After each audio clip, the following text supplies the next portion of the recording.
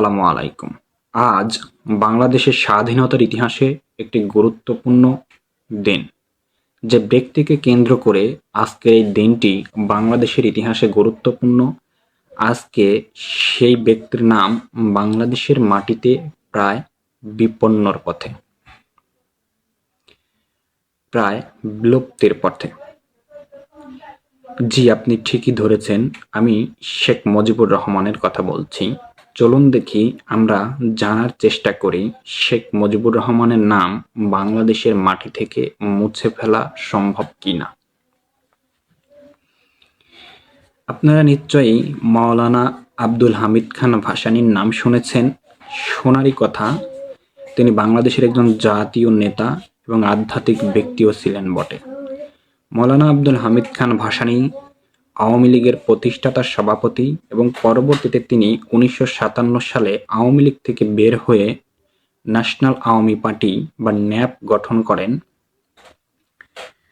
বাংলাদেশের সাধারণ মানুষ সচরাচর ন্যাপ সম্পর্কে কিছুই জানে না, কিন্তু মাওলানা আব্দুল হামিদ খান ভাসানীর সম্পর্কে অনেক কিছুই জানেন। এর কারণটা আসলে কি? এর কারণটা হলো, মাওলানা আব্দুল হামিদ খান ভাসানী ন্যাপ দিয়ে পরিচিতি লাভ করেনি, উল্টো আব্দুল হামিদ খান ভাসানীর পরিচিতি দিয়েই ন্যাপকে তিনি পরিচিতি লাভ করাতে চেয়েছিলেন, যদিও সেটা হয়ে ওঠেনি।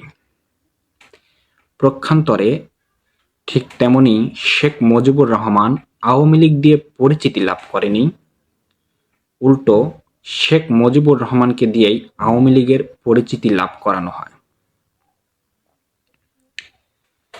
সুতরাং মোরাল বা ধানমন্ডির বাড়ি ভেঙে অথবা ছবি বা ভাস্কর্য ভেঙে ফেলে শেখ মুজিবুর রহমানের নাম মুছে ফেলা সম্ভব হবে কিনা, এই প্রশ্নের শেষে একটা প্রশ্নবোধক চিহ্ন অবশ্যই থেকে যাবে।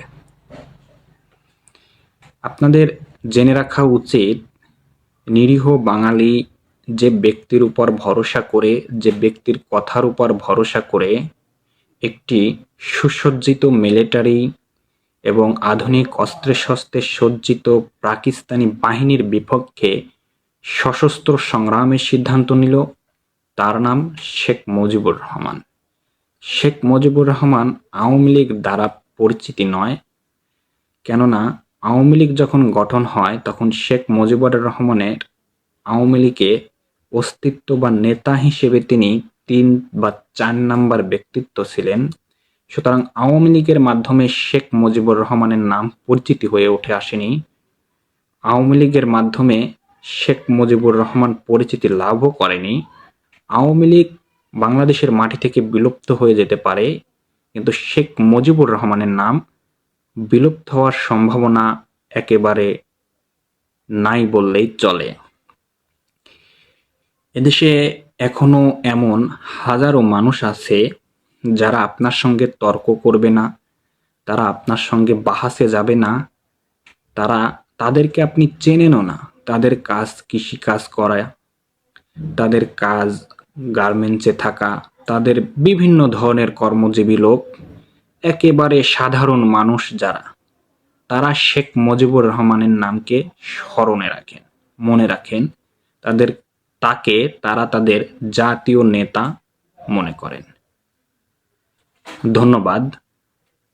এই আলোচনার পরে আমাকে কোনো রাজনৈতিক পরিচয় দেওয়ার চেষ্টা করবেন না। যারা শেষ পর্যন্ত আলোচনাটি দেখবেন, আমাকে কোনো রাজনৈতিক পরিচয় দেওয়ার চেষ্টা করবেন না। আমি ব্যক্তিগতভাবে কোনো রাজনৈতিক দলের সঙ্গে সম্পৃক্ত নয়। আরো বিস্তারিত অনেক আলোচনা করতে চেয়েছিলাম, দুর্ভাগ্যবশত একই সাথে এত সময় কথা বলার অভিজ্ঞতা আমার নেই। আপনাদের কাছে দোয়া ও ভালোবাসা কামনা করছি। ধন্যবাদ।